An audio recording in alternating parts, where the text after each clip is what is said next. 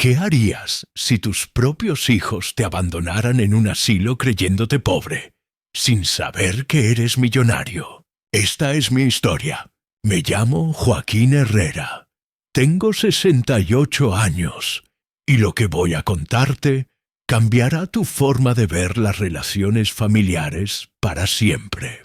Durante más de 3 décadas crié solo a mis 3 hijos, sacrificando cada momento de mi existencia para darles todo lo que necesitaban. Pero cuando llegó mi turno de necesitar ayuda, ellos decidieron que ya no cabía en sus vidas y me depositaron en un centro de acogida para personas sin recursos.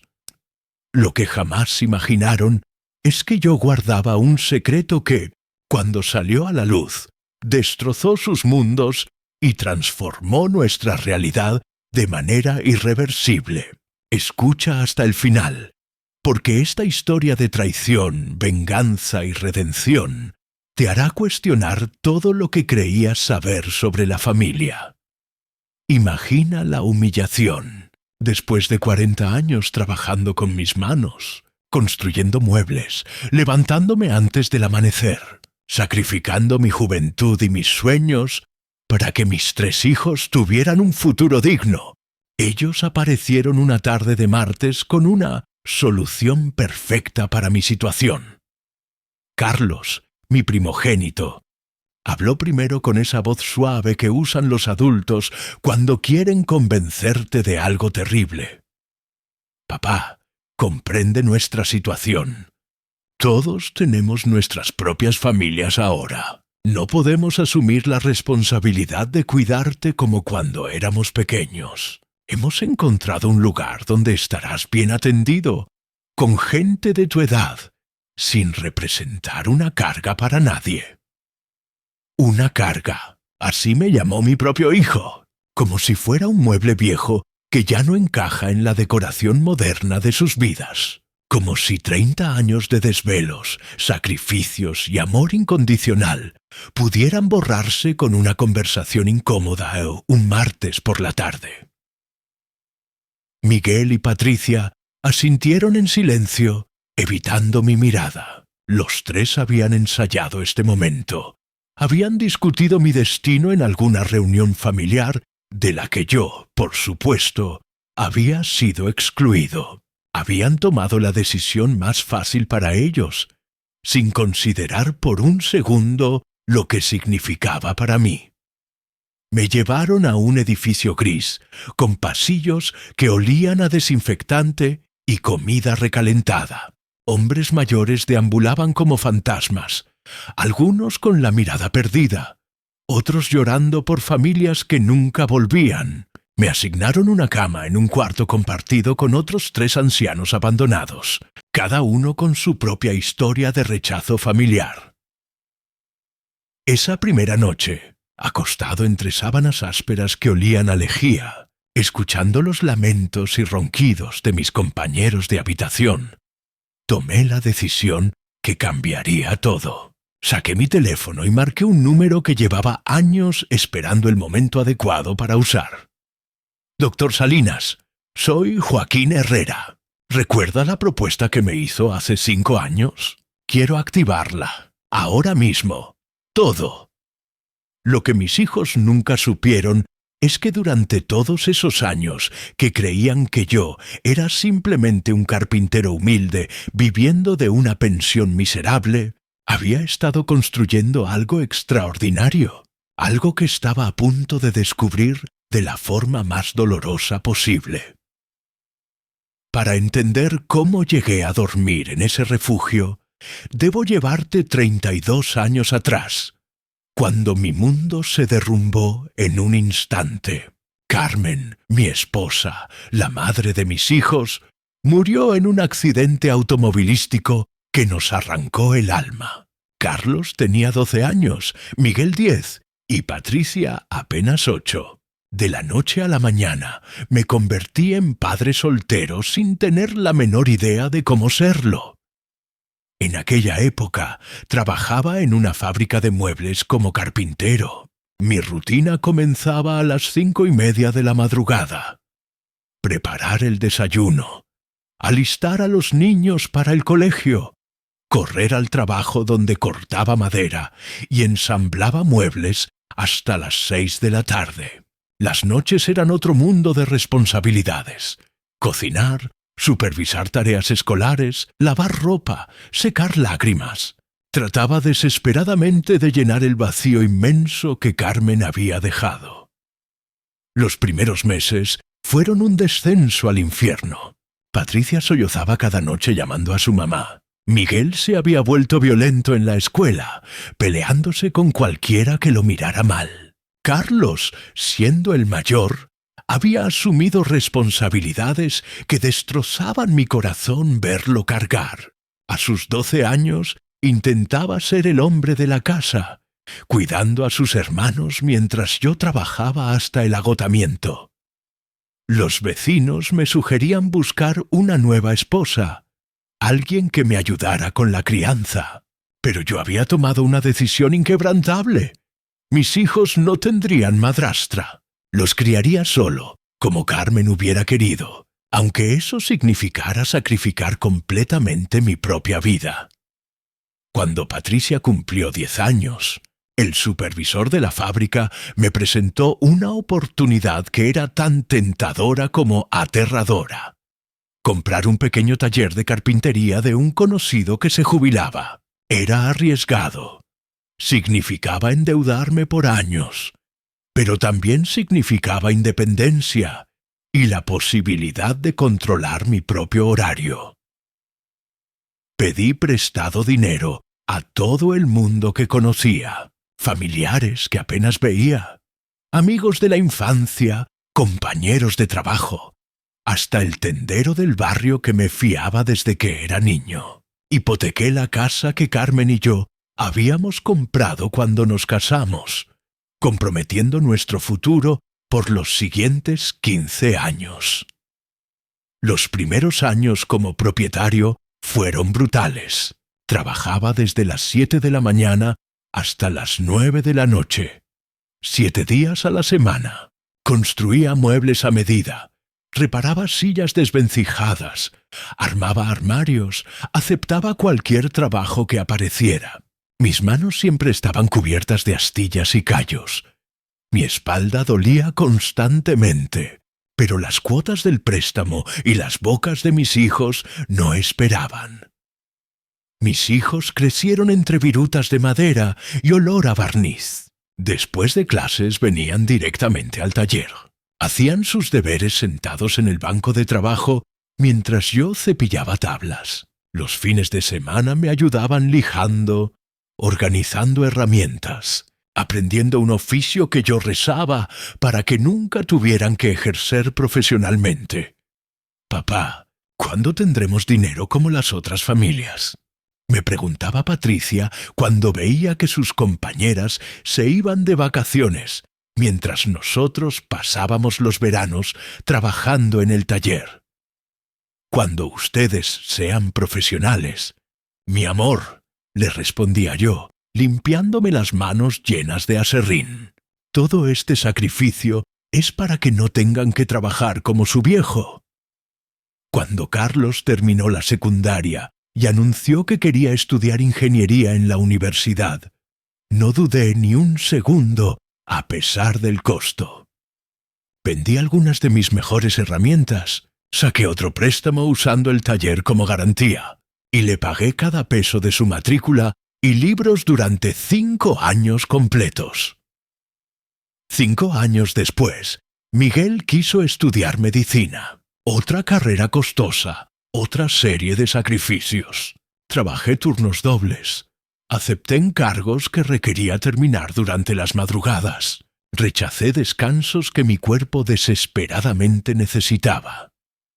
Cuando Patricia decidió estudiar arquitectura, yo ya había vendido la casa familiar donde habíamos vivido con Carmen y me había mudado a un departamento minúsculo arriba del taller. Todo para poder seguir financiando la educación de mis hijos. Durante 15 años consecutivos, financié 3 carreras universitarias completas trabajando como un esclavo. Mis días comenzaban antes del amanecer y terminaban cerca de la medianoche. Atendía clientes, cortaba madera, armaba muebles, hacía reparaciones a domicilio, construía estanterías, todo lo necesario para que mis hijos pudieran estudiar sin preocuparse por el dinero. Los tres se graduaron con honores. Carlos como ingeniero civil, Miguel como médico, Patricia como arquitecta. El día que Patricia recibió su título, organicé la celebración más grande que el taller había visto jamás. Contraté un asado para 100 personas, puse música hasta altas horas de la madrugada, invité a cada cliente, proveedor y vecino que nos había acompañado durante esos años difíciles. Mi padre trabajó como un animal para que nosotros pudiéramos ser profesionales. Dijo Carlos en su discurso esa noche: «Este taller no es solo un negocio, es el lugar donde aprendimos que el trabajo honesto es la cosa más digna que existe». Miguel agregó con voz emocionada: «Papá, todo lo que somos te lo debemos a ti, a tu sacrificio, a tu ejemplo, a tu amor incondicional». Patricia, con lágrimas corriendo por sus mejillas: «Papá, algún día te devolveremos todo lo que hiciste por nosotros. Te cuidaremos como tú nos cuidaste». Esa noche, abrazando a mis 3 hijos profesionales en el taller donde habíamos construido nuestros sueños juntos, creí que había cumplido mi misión. Les había dado la educación que Carmen soñaba para ellos, las herramientas para construir sus propias vidas exitosas. Carlos consiguió empleo en una empresa multinacional, se casó con una contadora y se mudó a un barrio exclusivo. Miguel abrió su propio consultorio médico, se casó con una enfermera y compró una casa en las afueras. Patricia se asoció con otros arquitectos, se casó con un abogado y se fue a vivir a una zona elegante de la ciudad. Los 3 estaban bien posicionados, ganaban excelentes salarios, tenían familias prósperas. Yo continué trabajando en el taller, pero ahora con menos presión financiera. Los préstamos estaban pagados, mis hijos eran independientes. Por primera vez en 30 años podía respirar tranquilo. Al principio me visitaban frecuentemente. Los domingos almorzábamos juntos en el taller. Me contaban sobre sus trabajos, sus proyectos, sus planes futuros. Yo cocinaba asado en la parrilla que había construido en el patio, y ellos me actualizaban sobre sus vidas. Pero gradualmente las visitas comenzaron a espaciarse. Primero dejaron de venir todos los domingos, luego cada 15 días, después una vez al mes. Siempre había una excusa razonable. Mucho trabajo, compromisos sociales, reuniones familiares del otro lado de la familia. Las llamadas telefónicas también disminuyeron. Antes me llamaban 2 o 3 veces por semana, después solo los fines de semana, finalmente solo cuando necesitaban algo específico. Un día Carlos me llamó para pedirme que le construyera un mueble para su nueva casa. «Papá, necesito una biblioteca grande para la sala. ¿Podrías hacerme algo bonito? Por supuesto te voy a pagar como si fueras cualquier carpintero». Como si fuera cualquier carpintero. Mi propio hijo iba a pagarme por hacer un trabajo que durante 30 años había hecho gratuitamente por amor. Cuando Miguel se casó, me pidió que fabricara todos los muebles para su casa nueva. «Papá, queremos que toda la casa tenga muebles hechos por ti, pero necesitamos que nos hagas un precio especial, ¿entiendes? Un precio especial, como si fuera un comerciante que debía hacer descuentos a la familia». Patricia fue la peor. Cuando inauguró su estudio de arquitectura, me pidió que construyera todo el mobiliario de las oficinas. «Papá, será una publicidad excelente para ti. Todos mis clientes verán tu trabajo». Publicidad. Mi hija me estaba ofreciendo publicidad a cambio de trabajo gratuito. Poco a poco, Me di cuenta de que mis hijos ya no me veían como su padre. Me veían como un proveedor de servicios, alguien útil para resolver problemas específicos, pero no alguien importante en sus vidas diarias. Cuando cumplí 65 años, esperé todo el día que me llamaran para felicitarme. A las 8 de la noche, Carlos me envió un mensaje de texto. «Feliz cumpleaños, papá. Perdón que no pudimos llamar. Fue un día muy ocupado». Un mensaje de texto para el cumpleaños 65 del hombre que había sacrificado su vida entera por ellos. Hace 2 años comencé a experimentar problemas de salud serios, artritis en las manos que dificultaba mi trabajo, dolores crónicos de espalda por 30 años cargando maderas pesadas, fatiga general que ya no podía disimular. El médico me aconsejó que me jubilara, que mi cuerpo ya no soportaba más trabajo físico. Cuando les informé a mis hijos que iba a jubilarme, su primera pregunta no fue cómo me sentía o si necesitaba ayuda. Su primera pregunta fue qué iba a pasar con el taller. «Papá», me dijo Miguel, «¿has pensado en vender el negocio? Con ese dinero podrías comprarte un apartamento más cómodo». «¿Y ustedes no quieren quedarse con el taller? Es el lugar donde crecieron, donde aprendieron a trabajar». Los 3 intercambiaron miradas incómodas. Carlos fue quien habló. «Papá, nosotros ya tenemos nuestras profesiones. No podemos ponernos a administrar una carpintería». Vendí el taller por una suma que me permitía vivir modestamente con mi pensión. Me mudé a un apartamento pequeño en el centro, cerca de donde vivían mis hijos, esperando poder verlos más frecuentemente. Pero las visitas no aumentaron. De hecho, disminuyeron aún más. Ahora que no tenía el taller donde recibir a la familia, tenía que esperar a que ellos me invitaran a sus casas, y esas invitaciones llegaban cada vez menos.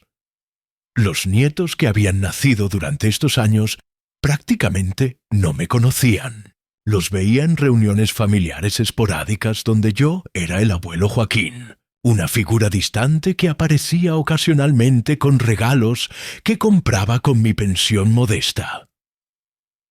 El año pasado sufrí un episodio cardíaco que me llevó al hospital por una semana. Cuando salí, necesitaba ayuda para tareas básicas: hacer compras, limpiar el apartamento, cocinar comidas apropiadas para mi condición. «Papá», me dijo Patricia cuando le expliqué la situación, «entiende que nosotros no podemos estar cuidándote las 24 horas. Tenemos nuestras propias familias, nuestros trabajos. No necesito que me cuiden las 24 horas. Solo necesito ayuda ocasional». «Sí, pero es complicado coordinar. Vivimos todos en barrios diferentes. Tenemos horarios imposibles». Miguel sugirió contratar a una empleada doméstica que me visitara 2 veces por semana. «Papá, con tu pensión y una pequeña contribución nuestra, podemos pagarle a alguien que te ayude. Una pequeña contribución, como si mantener a su padre fuera un gasto menor que había que dividir entre hermanos». Carlos fue más directo. «Papá, hemos estado hablando y pensamos que quizás es momento de que consideres otras alternativas». «¿Qué alternativas?» «Bueno, existen lugares especializados en cuidar personas mayores. Lugares donde tendrás atención médica, actividades, gente de tu edad, geriátricos. Mis hijos me estaban sugiriendo asilos. No quiero ir a un geriátrico. Quiero seguir viviendo en mi apartamento». «Sí, papá, pero tienes que ser realista. Tu apartamento es muy pequeño. No tiene las comodidades que necesitas. Las únicas comodidades que necesito son que mis hijos me visiten de vez en cuando». Los 3 se quedaron en silencio porque sabían que ese era el punto débil de toda la conversación. Hace 3 meses los problemas se agravaron. Me caí en el baño y no pude levantarme solo. Permanecí 2 horas tendido en el suelo hasta que llegó la vecina que tenía llaves de emergencia. Cuando mis hijos se enteraron, organizaron una reunión familiar para discutir mi situación. «Papá», me dijo Carlos con esa voz condescendiente que se usa con los niños, «lo que sucedió ayer demuestra que no puedes seguir viviendo solo. Es peligroso para tu salud. Fue un accidente. Le puede pasar a cualquiera». «Sí, pero a cualquiera que vive con familia. Tú vives solo. Si te pasa algo grave, nadie se dará cuenta hasta que sea demasiado tarde». Miguel agregó: «Papá, nosotros no podemos estar controlándote constantemente. Tenemos responsabilidades. Y yo no fui una responsabilidad para ustedes cuando eran niños». Patricia suspiró como si fuera una conversación repetida 1000 veces. «Papá, eso es diferente. Nosotros éramos niños, no teníamos opción. Ahora somos adultos con nuestras propias familias. ¿Y eso qué significa? Significa que nuestras prioridades cambiaron». Ahí lo entendí todo. Sus prioridades habían cambiado. Yo ya no era una prioridad. El viejo que había sacrificado su vida entera por ellos ya no importaba. Entonces, ¿qué me proponen? Los tres intercambiaron miradas antes de que Carlos hablara. «Encontramos un lugar perfecto para ti. Es un centro municipal que tiene excelentes referencias».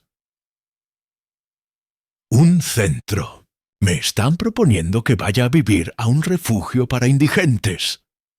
No es para indigentes, papá. Es para personas mayores que necesitan cuidados especiales. Tienen comida, enfermería, actividades.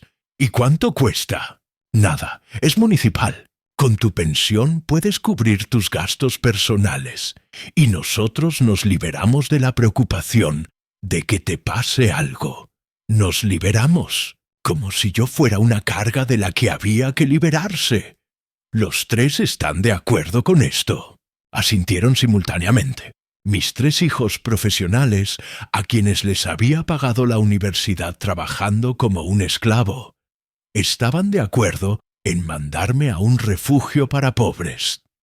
Lo que Carlos, Miguel y Patricia nunca supieron es que durante todos esos años que trabajé como carpintero, yo no solo fabricaba muebles, también compraba y vendía maderas, importaba herramientas, invertía en propiedades que remataban por deudas fiscales.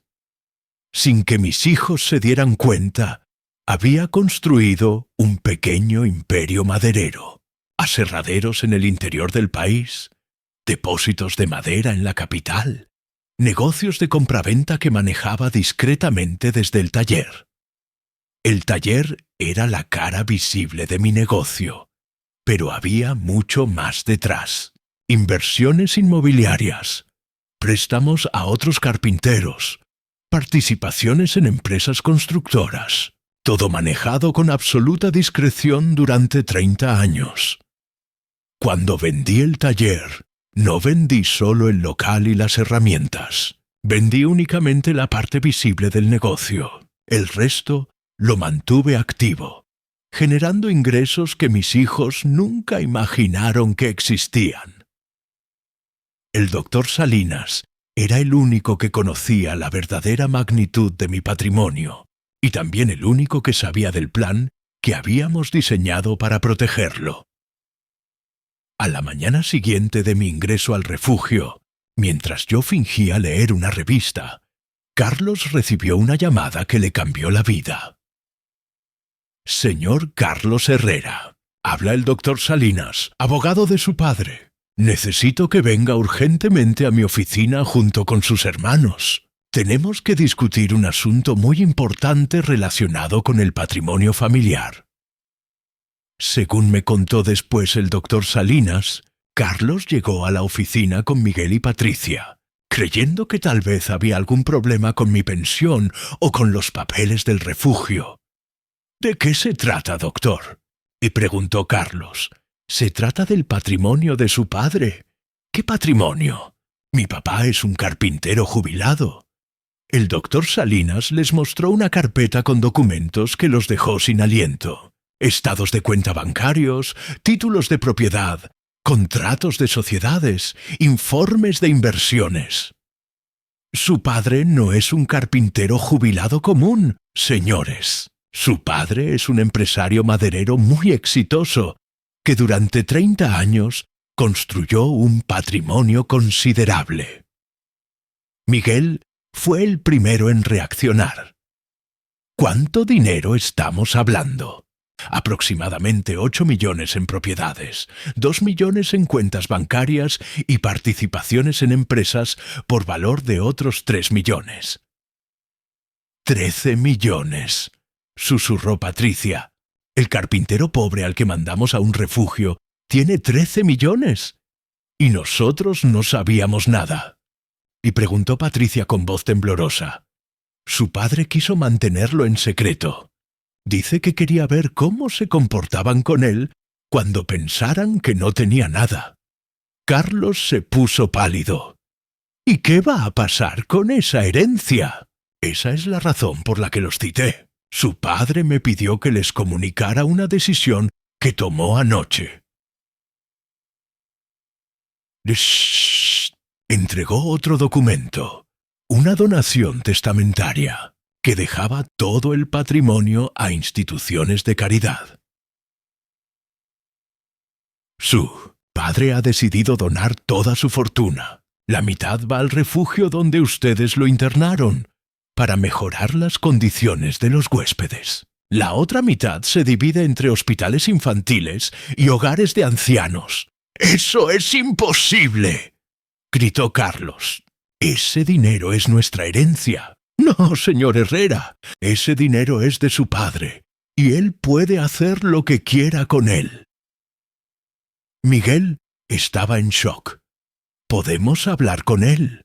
Podemos convencerlo de que cambie de opinión. Pueden intentarlo, pero según me dijo ayer, ustedes lo convencieron muy bien de que no había lugar para él en sus vidas. Así que él decidió que tampoco hay lugar para ustedes en su testamento. Patricia empezó a llorar. Todo por mandarlo al refugio. No entiende que era por su bien. Señorita, su padre me dijo textualmente, si mis hijos creen que mi lugar es en un refugio, entonces su lugar es sin herencia. Esa tarde llegaron al refugio los tres juntos, con caras descompuestas, pidiendo hablar conmigo urgentemente. Papá, me dijo Carlos con voz quebrada, tenemos que hablar. Ah, ahora quieren hablar. Ayer cuando me trajeron aquí no querían hablar. Papá, fuimos donde el doctor Salinas. Ah, sí. ¿Y qué les contó? Miguel se adelantó. Nos contó que tienes mucho dinero guardado. ¿Y eso les sorprende? Sí, nos sorprende. ¿Por qué nunca nos dijiste? Porque quería ver qué tipo de hijos había criado. Quería ver si me iban a cuidar por amor o por interés. Patricia se acercó a mi cama. Papá, nosotros te queremos por ti, no por tu dinero. ¿En serio? Porque ayer me mandaron a un refugio sin pestañear. Hoy que saben que tengo dinero, vinieron corriendo. Papá, cometimos un error. No sabíamos que tenías recursos para cuidarte mejor. ¿Y eso qué cambia? Si yo fuera realmente pobre, merecería estar aquí. Los tres se quedaron en silencio porque sabían que no tenían respuesta. Papá, dijo Carlos, podemos sacarte de aquí ahora mismo. Podemos buscar el mejor geriátrico privado. O mejor aún, puedes venir a vivir con alguno de nosotros. Ahora sí hay espacio. Siempre hubo espacio, solo que pensaron que era mejor para ustedes no tenerme molestando. Miguel se arrodilló junto a mi cama. Papá, perdónanos. Nos equivocamos. Fuimos unos egoístas. ¿Saben cuál es el problema? Que ustedes no se equivocaron. Ustedes eligieron. Eligieron su comodidad antes que a su padre. ¿Puedes perdonarnos? ¿Podemos arreglar esto? ¿Arreglar qué? La donación que hice de toda mi fortuna. Los tres se pusieron pálidos. Ya la hiciste. No puedes cancelarla. No quiero cancelarla. Prefiero que mi dinero ayude a gente que realmente lo necesita, que dejárselo a hijos que abandonan a su padre. Han pasado 8 meses desde que mis hijos me dejaron en este refugio. 8 meses en los que descubrí que la familia no siempre es la gente que comparte tu sangre. Aquí encontré compañeros que me escuchan cuando hablo de mis recuerdos, enfermeras que me preguntan genuinamente cómo me siento, voluntarios que me traen libros y me acompañan a caminar por el parque. Don Esteban, mi compañero de cuarto, perdió a su familia en un incendio hace 20 años. Doña Rosa, que está en la habitación contigua, tiene 4 hijos que viven en Europa y nunca la vienen a ver. Don Pedro, que se sienta conmigo en el patio todas las tardes, fue abandonado por su única hija cuando ella se casó.